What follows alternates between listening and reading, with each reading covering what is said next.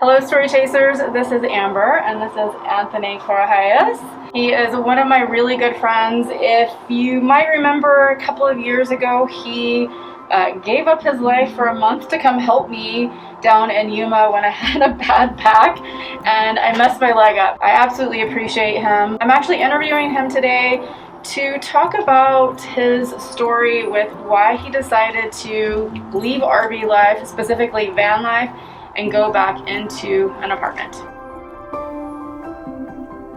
How did you decide to actually go into RV life? Was there like a specific moment that happened, or what actually prompted you to do this and to also buy a van? So some of it is your fault. I'll talk about that in a second. But I went through a divorce and, I just wanted to heal and get into nature, and I wasn't sure, and I wanted to get out of the small college town that we had been living in because she's still there and I just wanted out. And a friend of mine who is also works in my business, she had been in RV life with her family, a family of 5, so her and her husband and 3 kids, and they traveled around for a couple of years, and she just kept sort of planting the seed, like, I think this would be good for you. And at first I was like, RV life, that's crazy. I don't know anything about it. How would that be good for me? But I've been all around the world. I've traveled a lot. So I was open to the idea, and I just started looking on YouTube, and I think I did, what a lot of people do, which is you follow a bunch of different channels. And yours was one of the channels that I followed. And then we made that connection later that we had been in a business group together. Originally, I actually thought that I would buy an Airstream. Once I was like, okay, let me play with this idea, I thought an Airstream would be good for me. And somehow, I don't know, I just did all the pros and cons. I probably have lists somewhere that I made still of the pros and cons of van life versus RV life versus like Airstream life. And I just eventually decided on a Sprinter van. And when I was ready, I bought one and then hit the road. So tell us about the van that you purchased. Early 2019, I bought a 2019 Coachman Galleria with lithium. So it was definitely pricey as these things go, but I did it a little bit differently than a lot of people do van life in that I was already remote. I can take my job anywhere in the world. I still can. It wasn't so much of a money thing for me. It was just like I just tried to choose what I thought would be the best. I may or may not have succeeded in that, but I thought that the Galleria would be the best for me. It was sort of roomy enough inside and very nice. And the lithium, I thought, was a key feature there, and may have been a good choice there. I'm still not totally sure. I actually looked at the Coachman Beyond. At the time it was called the CrossFit, and I thought that would be the right choice. But it was, it's like a lot of these things, it's timing, and eventually I just said, all right, he's got this, I'm gonna get the loan, let's just do it, and that's how I settled on the Galleria. And did you feel like when you came from out of this stationary life into the van, was it like a huge change for you? I mean, because you never lived in an RV before, right? Nothing. I rented an RV like a couple weeks before buying the van, and I rented an Airstream. I did it on, is it Outdoorsy or something like that, where I basically stayed somebody else's Airstream for a week. He did everything. He towed it, set it up, and I stayed there for a week. And that was my first experience. I'm originally from New York City, and I've lived in some pretty small apartments. So the Airstream felt fine. And from there, I just sort of said, okay, well, if I can do the Airstream, then the van seems like I could probably do that. I was also very much into like the minimalist idea. So I sold everything, and I was like just minimizing my life as much as I possibly could. So the van felt like a good idea there. But, that first week on the road in the van was kind of like, what have I done? It was liberating too, because on the one hand it's like, oh my god, I don't have all this stuff that I'm used to, and on the other hand, that's a benefit. It's like, all right, there's just nothing weighing me down. I can just go anywhere. So that's the real advantage of the van, is like you just pick a direction and go, and you can go in so many different directions, both figuratively and literally, and that freedom is fantastic. It can be a little overwhelming, but it's fantastic. But it was a little bit overwhelming. I was prepared for that. I mean, YouTube helps with that. Like you watch enough of the YouTubers who sort of document their life, what it's really like in van life or whatever RV life you're pursuing. I was prepared for the first 2 weeks to be kind of crazy, and they were, but I think I adjusted quickly. You appreciate the freedom of this new lifestyle. You're out in the world in van life, And then what happened? What was the kind of the catalyst now for you to say, gosh, I'm not really sure about this? Because clearly you've quit van life and you went back into an apartment. And by the way, what was the time frame for all of that? It was about 2 years, and that's actually what I set out to, is like between when I bought the van and said I want to do about 2 years and then make another decision, and then it's been almost exactly 2 years to make the decision to sell it. The big thing that changed in the middle was the pandemic happened about a year into me really hitting the road. And in fact, it was the worst time for me because it was like I was just hitting my stride. I was ready to do the Pacific Coast Highway, and I was sort of relaxing into van life. I had gotten out a lot of the kinks in terms of van life and my actual van. I was hitting my stride, but then the pandemic hit and I just didn't feel comfortable staying on the road for a lot of reasons, not the least of which is that my elderly parents are in Florida. I just didn't feel safe being so far from them. Like, what if something happened to me or to them? So I made the decision in March of 2020, right as the pandemic was happening, to drive back to Florida. I was in California at the time. At the time I didn't think I would necessarily give up van life, but then I ran into several problems. All of the campgrounds were closed in Florida when I got there. I ended up parking in my parents' driveway for a while, but we had to wrestle with the HOA, which was not so easy. Then when the parks opened back up, got back into the van, I started living there again, but I ran into some other problems, just with life during the pandemic and running a business and all this stuff. And it was just a couple months ago, so we're into 2021 now, that I just was realizing that I was not going to hit the road the way that you need to. Like, if you're going to be in a van, you need to be moving. And I still didn't feel comfortable being thousands of miles away from my parents and my brother. And at the same time, I found this gorgeous apartment 45 minutes from my parents' house. And I said, you know what? I'm going to sell the van. I had already been thinking like, okay, the van is not perfect for me. So I might sell it and switch to like an Airstream or something like that. In that sense, where I am now, I signed a year-long lease. Van life is probably over for me, but I'm not 100% sure that RV life is over. I could just pick up where, especially since I'm still a minimalist, I've bought some furniture and some things, but a year from now, if I really miss the life, I can just hop back into it and buy an RV that I know more now about what I would like. So I'd probably buy an Airstream or something like that. Something that's definitely more suitable to your liking, a little bit more kind of luxurious, I think, than van life. I think you need more space too. That's something that we talked about before. Right, and you specifically, you move more. I mean, we've traveled together. That's the thing that they talk about. What's your travel style? Like, pick the right RV for your travel style. But the real problem is, how do you know what your travel style is until you spend a year doing it? And I don't have an answer for that, unfortunately. I think it's hard to figure out. I thought I would be more nimble than I was, whereas I actually like to spend a week, 3 weeks, settle in like one spot. Paying for RV parks is not a big deal for me, money-wise, whereas it is for some people. That's not in their budget. So then, in that case, the van is not ideal because if you're going to set up for 3 weeks, you might as well set up something like an Airstream or something bigger. With van life, you're expecting to get power and groceries along the way to your next destination, usually, right? Whereas if you're parked in a state park for 3 weeks, well, then how do you go get groceries? You got to pack everything up and go to town. I remember when I was in Lake Havasu, I wanted to stay there for a while, but it's like 45 minutes from a good grocery store. So you got to pack everything up, drive 45 minutes, get groceries, and then go back to camp. It was just a pain. The pandemic happened and you decided then to go into an apartment.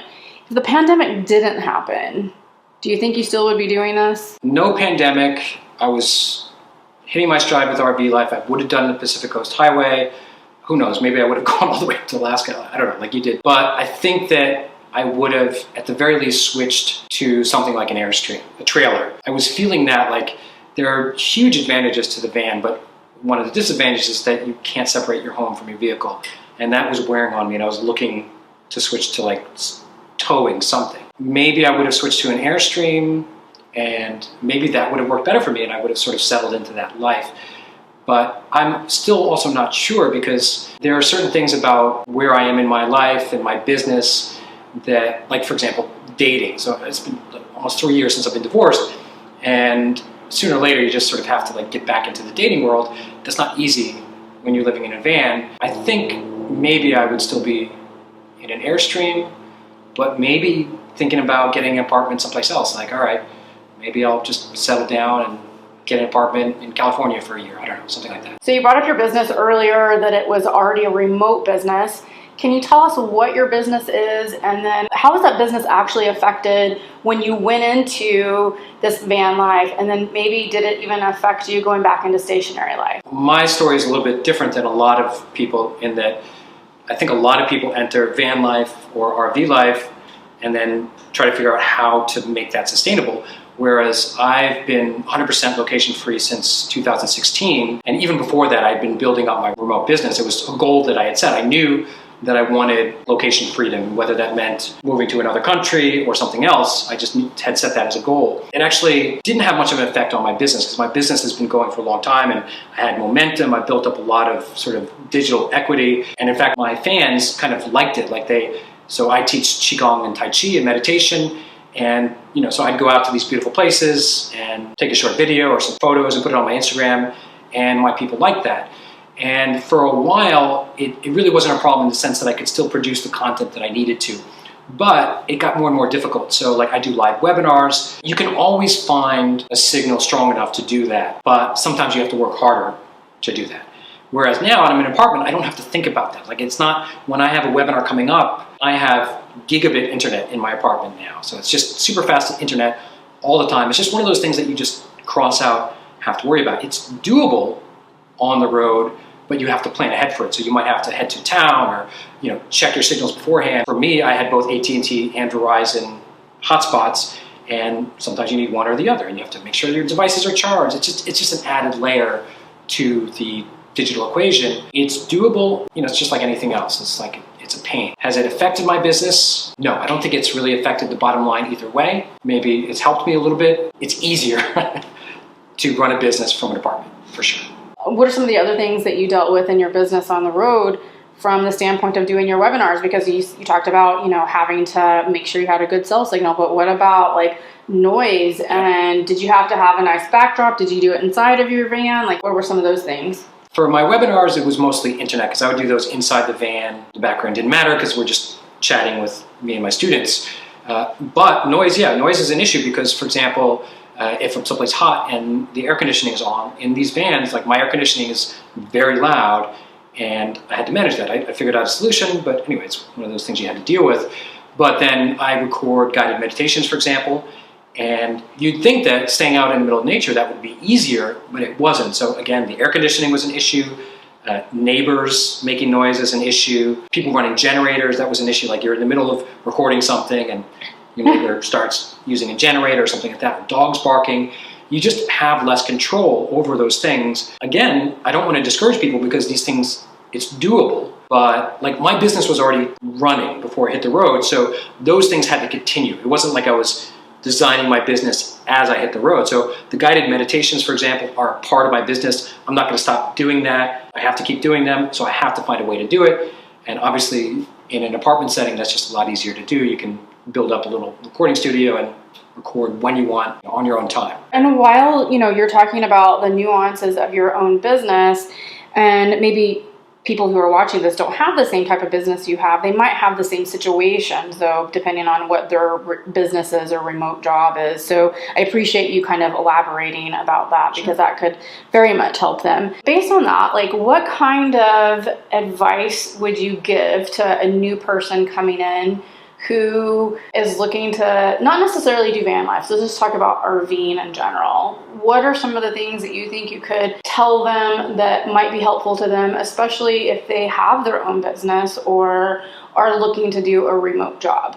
I think you should do it one way or another. I don't regret van life, RV life at all, in the sense that I really am a firm believer that remote work is kind of the future. People need to be thinking about that more and more and more. And if for you, van life, RV life is the motivation for you to then go do that, well then use that motivation to build up whatever remote business you can. Even if that becomes a side hustle in the future or something like that, then it's worth it because the world is big and too many people have not. I'm lucky that I've spent a lot of time traveling. I traveled to Asia for many years to learn what I teach, Qigong and Tai Chi, but a lot of people have not seen enough of the world or this country. I mean, this country, the United States, is huge and beautiful and amazing, and there's so much to see. I mean, I just barely scratched the surface in 2 years on the road, and there's still so much more to see.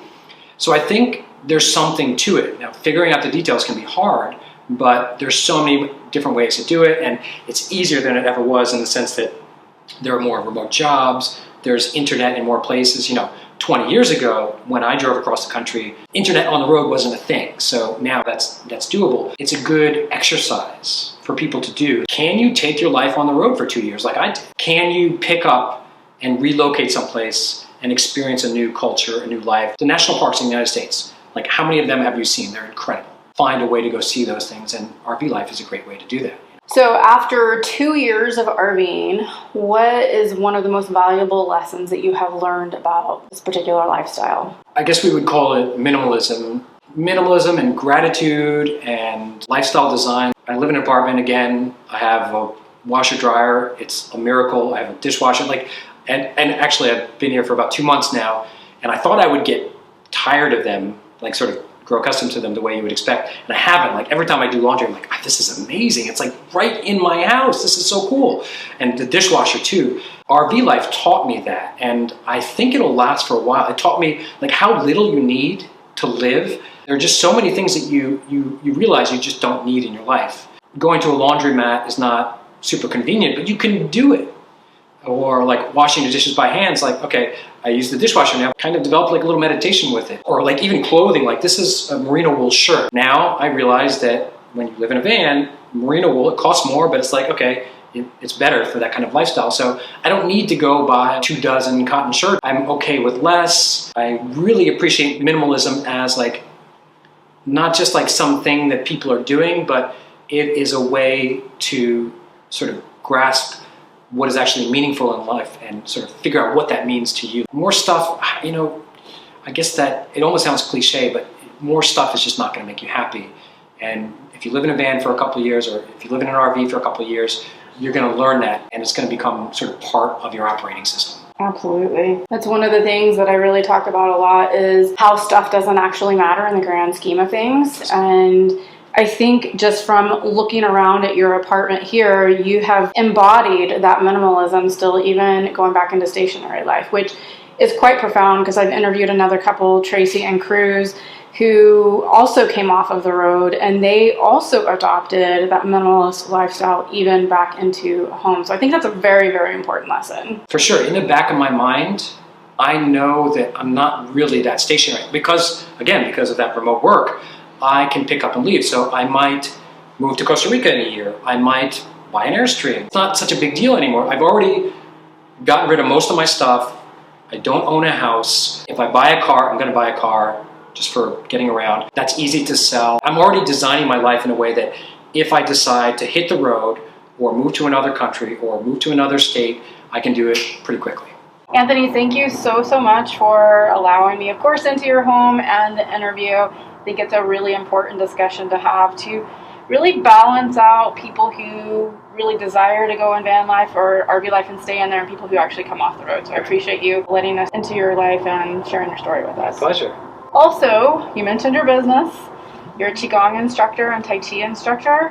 Where can people go to find you? All things flowing Zen. So that's F as in Frank, LOWING-ZEN, flowing and Zen. If you just Google Flowing Zen, you'll find me. I have a small YouTube channel, Instagram, blog. My website has a lot of information on there if you're curious about self-healing and my story, specifically with depression and anxiety. So check it out if that interests you. Absolutely. And I'll put a link in the description box below and the pinned comment so you can find his information a little bit more easily as well. Okay, thanks. All right. Thank you.